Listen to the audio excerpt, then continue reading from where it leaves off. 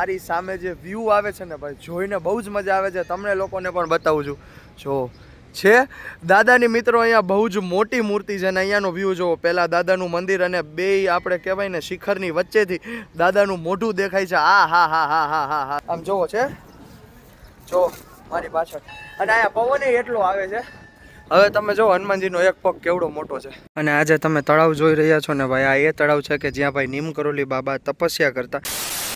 So hello મારી YouTube family, કેમ છો તમે બધા? આઈ hope you all are fine. Welcome back to the new blog. ફરીથી મારા બ્રાન્ડ ન્યુ ચાકાની ધાર જેવા બ્લોગની અંદર આપ સૌનું હાર્દિક સ્વાગત છે. અને મિત્રો આજે તો ભાઈ છે ને આખી દુનિયાના દાદા એટલે કે હનુમાન દાદા, એમનો ભાઈ જન્મ આજના દિવસે થયો હતો. એટલે કે આજે ભાઈ હનુમાન જયંતિ છે અને આજે આપણે ભાઈ બે મોટી મોટી પ્લેસ વિઝિટ કરવાની છે. તમને ખબર છે આપણે વિડીયો બનાવવા જતા હોય છે, તો અહીંયા આપણે આજે બ્લોગ બનાવવા જવાનું છે. પહેલા છે ખોખરા હનુમાન અને બીજી પ્લેસ તો ભાઈ બહુ જ મસ્ત છે, તો એ હું તમને સીધી વિડીયોમાં જ બતાવીશ. તો આ વિડીયોને કન્ટિન્યુ એન્ડ સુધી જોજો.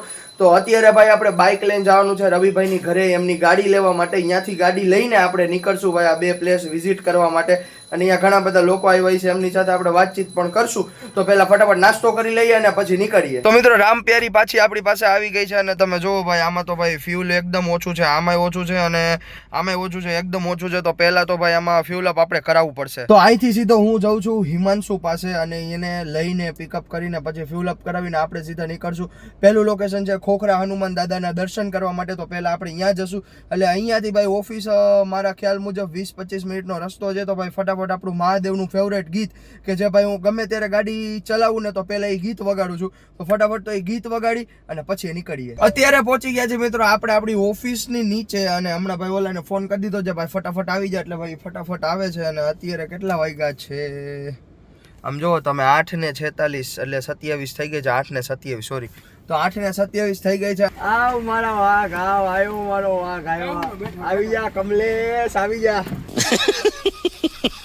હાલો ફટાફટ જાય ફ્યુલ સ્ટેશને, ખોટો ટાઈમ નથી બગાડવો આપણે. મિત્રો અત્યારે છે ને આપણે આવી ગયા હતા ગેસ પુરવવા માટે. અને ભાઈ તમે અહીંયા જોવો ભાઈ કેટલી મોટી લાઈન છે ભાઈ. આ હા હા હા હા હા એ મને હુજે ભાઈ, અહીંયા જ આપણી અડધી કલાક બગડી જવાની છે ભાઈ. આપણે 9 વાગે નીકળવાનું હતું પણ 8:43 એટલે 8:45 તો અહીંયા થઈ ગયા છે. હવે ખબર નહીં આપણે ભાઈ કેટલા વાગે અહીંથી છૂટા થશું. બરાબર, ફટાફટ આપણો વારો આવે એટલે તમને બતાવું. તો ફાઇનલી મિત્રો અત્યારે છે ને તમે જો આપણો વારો આવી ગયો છે અને ભાઈ આપણે ગેસ ભરવાનું ચાલુ કરી દીધું છે ગાડીમાં. આમ જુઓ તમે છે. અને ભાઈ ફટાફટ એને છે ને અહીંથી ફ્યુલ અપ થઈ જાય એટલે આપણે ફટાફટ આપણે ભાઈ હાઈવે વાળો રૂટીન આપણો પકડી લેવાનો છે. અને અહીંયા તમે જો ભાઈ સવારમાં ટ્રાફિક કેટલું છે.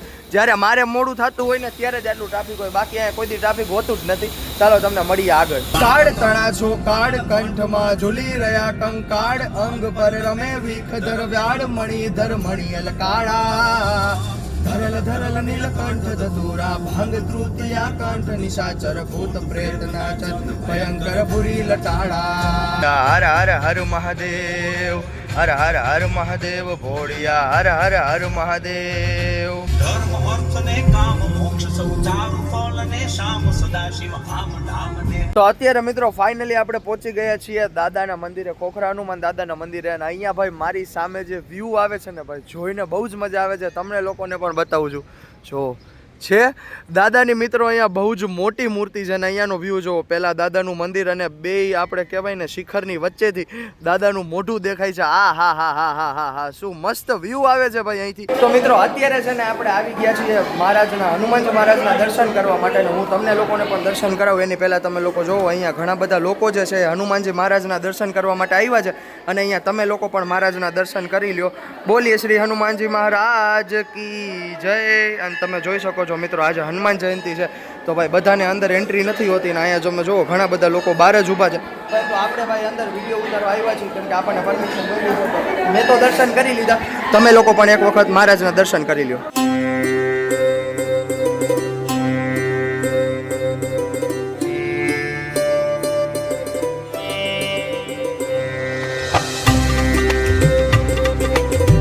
તો મિત્રો અત્યારે છે ને આપણે આવી ગયા છીએ ભાઈ મંદિરની પાછળના ભાગમાં. તમે જો આપણે છે ને અત્યારે મંદિરની પાછળના ભાગમાં આવી ગયા છીએ. અને અહીંથી જોવો ભાઈ હનુમાનજીની મૂર્તિના ભાઈ ખૂબ જ સરસ એવા દર્શન થઈ રહ્યા છે. હમણાં આપણે ફટાફટ જઈએ છીએ અને અહીંયા તમને નજીકથી હનુમાનજીના દર્શન કરાવજો. અને એમનો પગ ભાઈ તમને બતાવું, બહુ મોટી મૂર્તિ છે.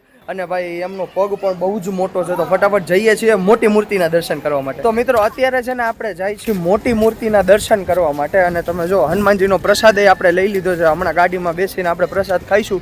પણ એની પહેલાં છે ને જો આપણે જવું છે ભાઈ મોટી મૂર્તિના દર્શન કરવા માટે. અને આ છે ને તમને કેમેરામાં નાની લાગે છે, તો જો આંખે જોવો ને તો ખબર પડે ભાઈ બહુ જ મોટી મૂર્તિ છે. ફટાફટ જઈ તમને નજીકથી દર્શન કરાવીએ.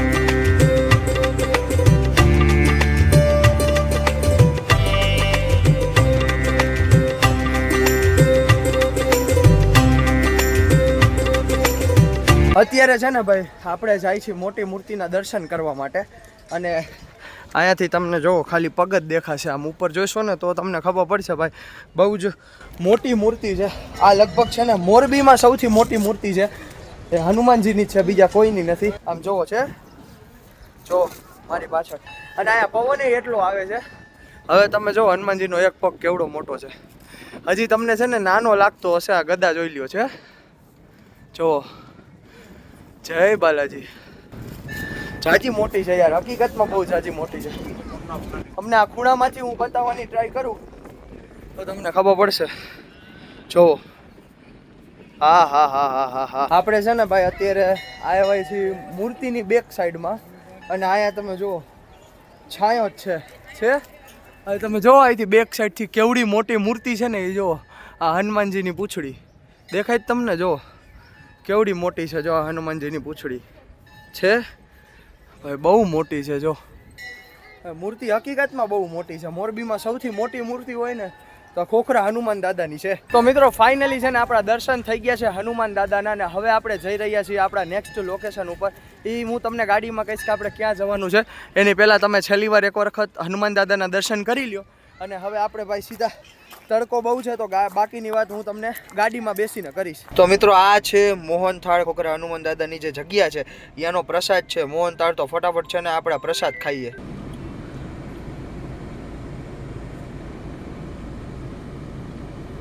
બોલીએ શ્રી હનુમાનજી મહારાજ કી જય.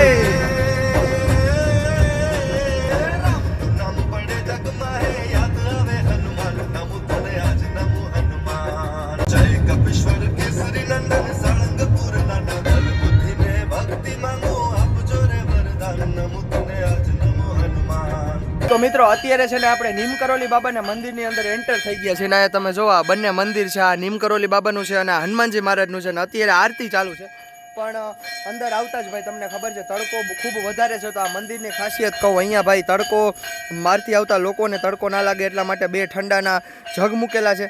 અને અહીંયા તમે જુઓ અંદર આવતા જ ભાઈ પ્રસાદની ઘણી બધી વેરાયટી છે. ભાઈ તમને એમ લાગે કે આ જમવાનું હશે, આ જમવાનું નથી, આ ફક્ત પ્રસાદ છે અહીંયાનો.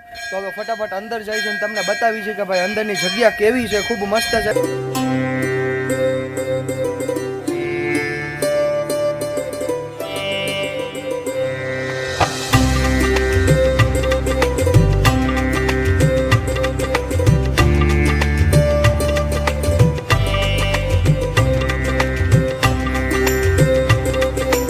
તો મિત્રો અત્યારે છે ને આપણે આવી ગયા છીએ ભાઈ અહીંયાના ગાર્ડનમાં.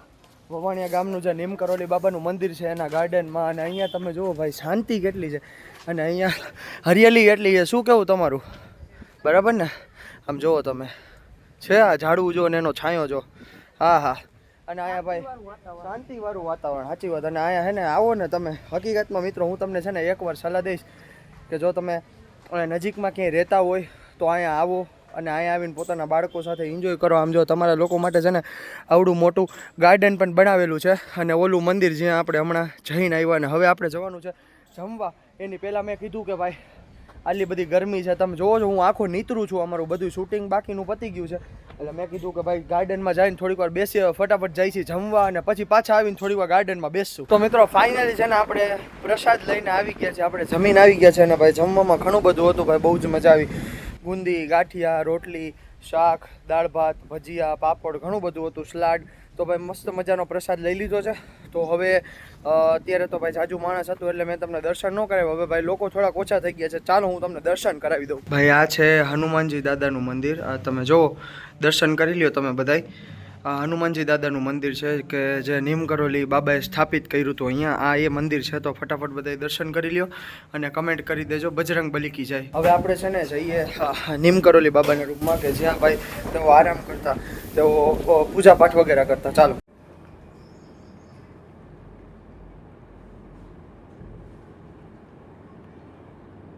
અને આજે તમે તળાવ જોઈ રહ્યા છો ને ભાઈ, આ એ તળાવ છે કે જ્યાં ભાઈ નીમ કરોલી બાબા તપસ્યા કરતા અને તલૈયા બાબા તરીકે ભાઈ એમનું નામ પડી ગયું હતું, કેમ કે તેઓ તળાવમાં તપસ્યા કરતા હતા. તમે જોઈ લો, બહુ જ મોટું તળાવ છે અને ભાઈ બહુ હ્યુજ તળાવ છે અને ઘણા બધા કૂવા પણ છે. તમે જુઓ ને, એક કૂવો તો મોટો અહીંયા છે, પછી અહીંયા ઘણા બધા તળાવ છે.